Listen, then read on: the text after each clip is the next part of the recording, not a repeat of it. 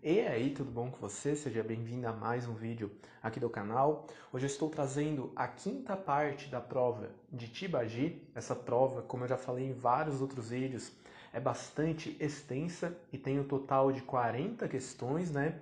Então ela vai me render 8 vídeos aqui no YouTube, tá? E neste vídeo aqui eu vou estar resolvendo junto com você as questões de número 21 a número 25. Que falam principalmente sobre materiais dentários, um assunto bastante frequente nas provas de concurso público de odontologia.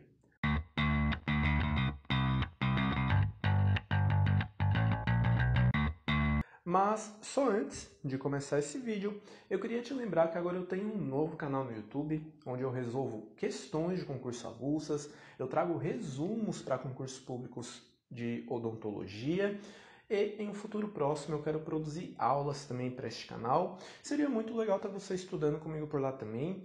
E o link para este meu novo canal está na descrição deste vídeo aqui. Mas então, né, sem mais enrolação, vamos para a primeira questão deste vídeo aqui. A questão de número 21 da prova de Tibagi. Eu vou deixar aqueles 10 segundos na tela e depois a gente vai para a resposta.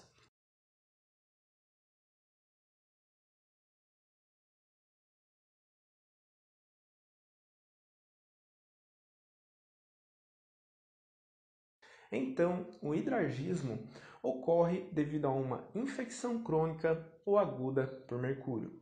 E talvez tu deva estar se perguntando, né, por que uma prova de odontologia está falando sobre isso?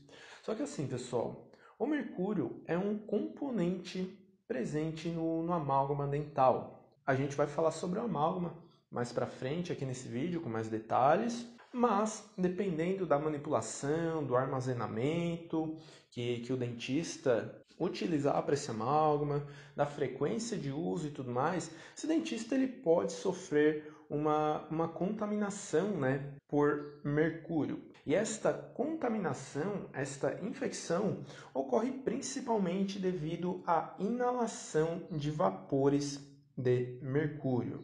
Então, o mercúrio, quando ele é aquecido, ele vai liberar vapores. Esse aquecimento pode ocorrer, né, quando o dentista desgasta ali uma restauração de amálgama com brocas e tudo mais. Inclusive, quando é feito esse desgaste, né, a gente pode ter um pó de amálgama que o dentista também pode inalar. E até depois dos atendimentos, o dentista ele pode mexer no amálgama com as mãos e depois passar a mão no rosto ou algo assim, tá? Essa absorção também pode ocorrer pela pele, então são várias formas de contaminação que a gente pode ter, né? E isso aí vai trazer vários sintomas, né, para a pessoa. Então, os principais são perda de apetite, depressão, fadiga, insônia, dor de cabeça, ulcerações na mucosa bucal, uma pigmentação escura na mucosa bucal e também na gengiva, perda dental e até alterações no comportamento, na personalidade e no caráter. Então, uma contaminação por metais pesados, pessoal, afeta aí o sistema nervoso central. Isso é algo para você ter em mente também. O que muda até a escrita da pessoa, o jeito de andar, tudo mais. E em casos mais graves, a gente pode ter tremores frios que evoluem para convulsões. Então, o hidrargismo, aí, dependendo da quantidade de mercúrio que a pessoa tiver contato, pode ser uma condição bastante grave. Mas a resposta aqui para esta questão vai ser a letra A. Vamos agora para a questão de número 22 desta prova de Tibagi.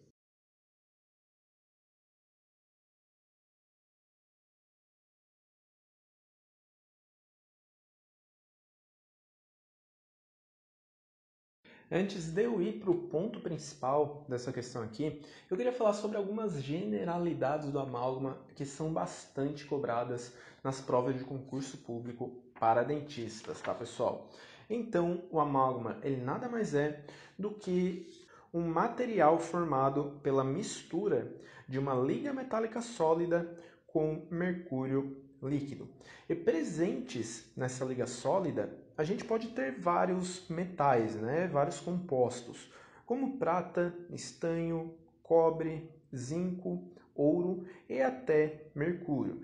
E daí, né, isso aí, como eu falei, vai ser misturado com o mercúrio líquido e a gente vai ter o início da reação de presa do amálgama, que se divide em 3 fases. A fase gama, gama 1 e gama 2. E entender isso é essencial para qualquer prova de concurso, tá? E não é algo complexo, apesar dos nomes complicados aí, e é bem tranquilo de eu explicar aqui para você. Então eu já estou deixando a reação de cristalização do amálgama aí na tela. Tu pode ver, né, as 3 fases aí divididas, tá? Mas note que a fase gama é referente à parte da liga metálica que não reage com mercúrio. A fase gama 1 vai ser o prata que reagiu com o mercúrio e a fase gama 2 vai ser referente ao estanho que reagiu com o mercúrio. E assim, pessoal, de todas essas, a mais resistente vai ser a fase gama, que é referente, né, como a gente acabou de ver, a parte da liga que não reagiu com mercúrio. E a fase menos resistente de todas vai ser a fase gama 2.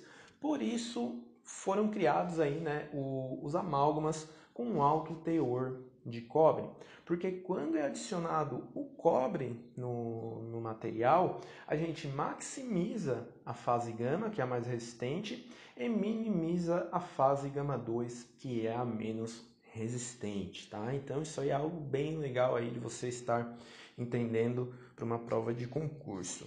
Mas agora vamos para a resposta aqui da nossa questão, que não é uma questão fácil, tá? Mas a primeira alternativa, ela fala que a trituração tem a finalidade de remover camadas de óxidos que recobrem as partículas de limalha, para que estas entrem em contato com mercúrio.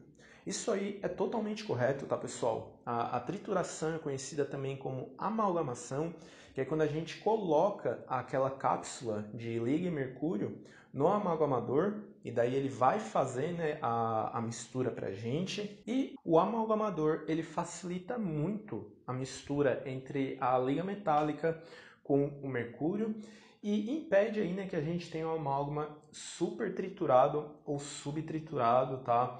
Como a gente vai ver mais para frente aqui neste vídeo, porque este é o assunto da última questão que a gente vai resolver hoje, tá? Mas alternativa 1, corretíssima, ao contrário da alternativa 2. Então a condensação ela deve ser iniciada com condensadores de menor diâmetro para maior diâmetro, tá, pessoal?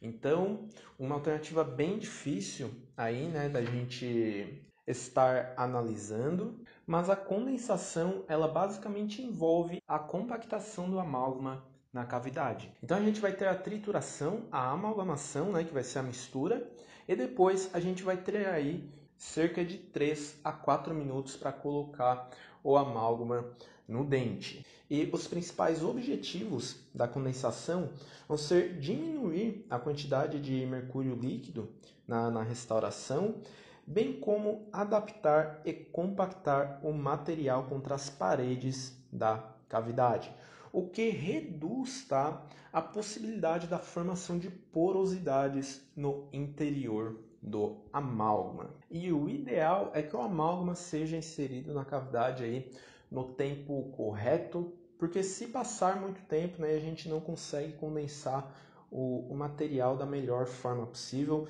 e isso também pode causar a criação de um amálgama menos resistente. Mas alternativa 2 incorreta, e depois da condensação do amálgama, a gente vai ter a etapa da escultura, onde a gente vai meio que tentar moldar a anatomia, a forma da nossa restauração da melhor maneira possível, né? E claro, a escultura ela vai servir também para a gente retirar uma certa quantidade de material que ficou em excesso para a nossa restauração ela não ficar muito alta e depois a gente ter que tirar uma boa parte dela com o uso de Brocas, tá? Por isso, o último item dessa questão aqui, ele também é correto, só que logo depois da escultura, a gente vai ter a etapa de brunidura, tá? Então, quando a gente faz a escultura, o nosso amálgama, ele fica com algumas ranhuras, com algumas irregularidades, que facilitam o acúmulo de alimentos, placa e tudo mais, e a brunidura ajuda a gente a ter uma superfície mais lisa, né? Que vai reduzir a porosidade do material, nas margens inclusive, assim como a emissão de vapores do mercúrio e também a infiltração marginal. Ou seja, como fala a nossa alternativa 3, a brunidura vai sim ajudar a gente a melhorar a adaptação e selamento da restauração. O processo de brunidura já está aparecendo aí na sua tela, tá? Mas após ele a gente teria a fase de acabamento e polimento, que é feita depois de 24 a 48 horas, né? Depois da confecção da restauração de amálgama. E no acabamento e polimento, a gente ainda vai retirar possíveis excessos, possíveis regularidades que tenham ficado. Isso vai dar um brilho legal também pro nosso material. E como fala, né, a nossa alternativa 4, a única que sobrou aqui, acabamento e polimento vão sim aumentar a resistência à corrosão do amálgama. Mas, então, resposta aqui para essa questão letra C. Espero que a minha explicação não tenha ficado muito confusa, né?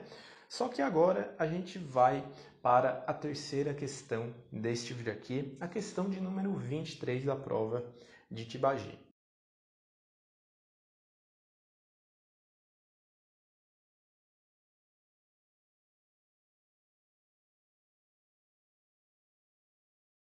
Na minha opinião, essa questão aqui é a mais tranquila de todo o vídeo. Resposta correta vai ser a letra a teoria hidrodinâmica, que foi desenvolvida, né, depois da gente observar que várias outras teorias que tentavam explicar a sensibilidade dental eram falhas. Então, só para você ter ideia, inicialmente, para se explicar a sensibilidade na dentina, se acreditava que o tecido dentinário tinha nervos. Mas como a gente sabe, né, isso não ocorre. A dentina ela não tem nervos, nem vasos sanguíneos, só que ela contém túbulos no seu interior e esses túbulos contêm um fluido extracelular. E como esses túbulos com líquido no seu interior, eles têm um contato direto com o tecido pulpar, qualquer coisa que mexa com este fluido pode estimular o tecido nervoso presente na polpa. E isso causaria aí o desconforto para o paciente e é o que fala a teoria hidrodinâmica, né, para explicar a sensibilidade dentinária, tá? E só antes de terminar aqui, eu queria trazer alguns dados interessantes aí que eu já vi serem cobrados em provas de concurso, tá? Por mais que sejam coisas bem específicas. Então, a densidade de túbulos que estão presentes na dentina vai variar de 40 mil a 70 mil túbulos por milímetro quadrado.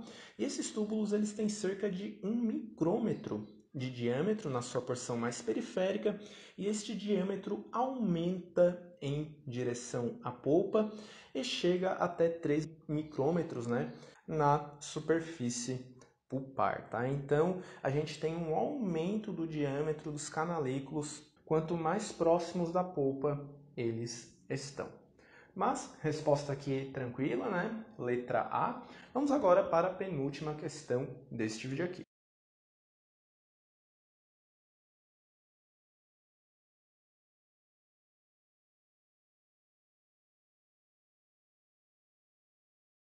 Eu gostei bastante dessa questão porque ela fala de vários materiais, né, da odontologia que são muito cobrados nas provas de concurso, tá?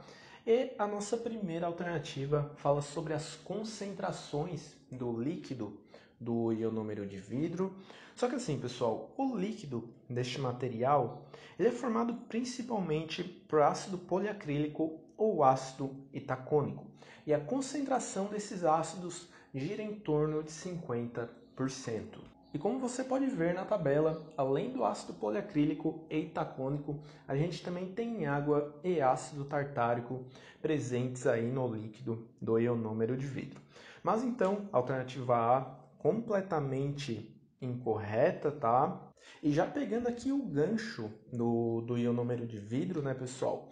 Este material, ele é proveniente do cimento de policarboxilato de zinco e do cimento de silicato.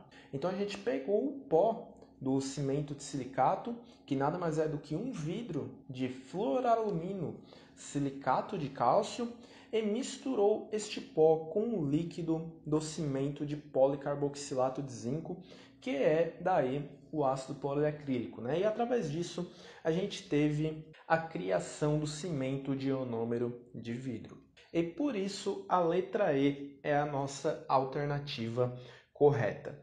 E além disso, sobre o ionômero de vidro, outros pontos muito importantes cobrados nas provas envolvem a classificação deste material. Então, o ionômero de vidro pode ser classificado de acordo com a sua composição química em um cimento convencional, reforçado por metais e modificado por resinas. Lembrando, né, que o cimento de ionômero de vidro modificado por resinas, ele vai ser mais estético, e o reforçado por metais vai ter uma estética péssima, apesar de ter a sua resistência melhorada, né? E tirando essa classificação de acordo com a composição química, o cimento de ionômero de vidro também pode ser classificado de acordo com a sua indicação. E esta classificação de acordo com a indicação divide o ionômero de vidro em 4 grupos. O ionômero de vidro tipo 1, tipo 2, tipo 3 e tipo 4. O ionômero tipo 1 ele é utilizado para cimentações, então cimentação de onlay, inlay, coroas, bandas ortodônticas e tudo mais. O tipo 2 é utilizado para restaurações. O tipo 3 é utilizado para forramento de cavidades e também como base para restaurações definitivas, né? Na técnica do sanduíche, por exemplo, que é muito feita na dentística. E já o tipo 4, ele é indicado para o selamento de fissuras e obturações de canais radiculares na endodontia, tá, pessoal? Então, queria trazer essas informações extras aí, porque, como eu mencionei, elas são muito cobradas nas provas de concurso. E só para a gente encerrar aqui rapidinho, eu vou discutir as outras alternativas, tá? De maneira bem simples. Então, uma das principais propriedades do cimento de óxido de zinco e eugenol é o efeito sedativo que este material tem sobre a polpa.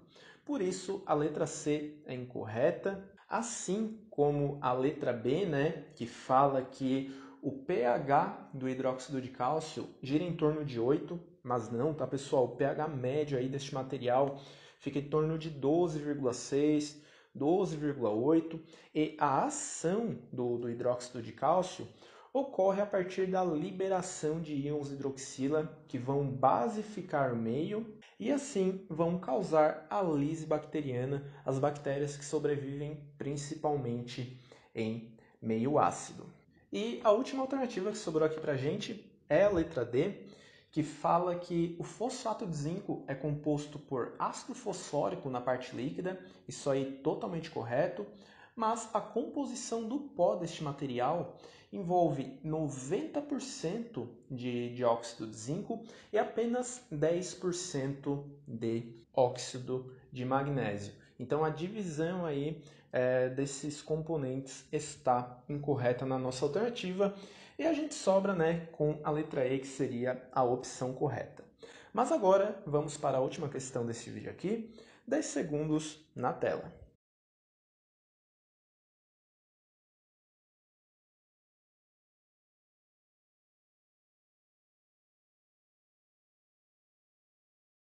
Na segunda questão desse vídeo aqui, a gente já conversou sobre as etapas para a confecção de uma restauração de amálgama e a nossa última questão ela fala sobre a fase de trituração, que como a gente já viu, é aquela onde a gente faz a mistura entre a liga metálica e o mercúrio líquido.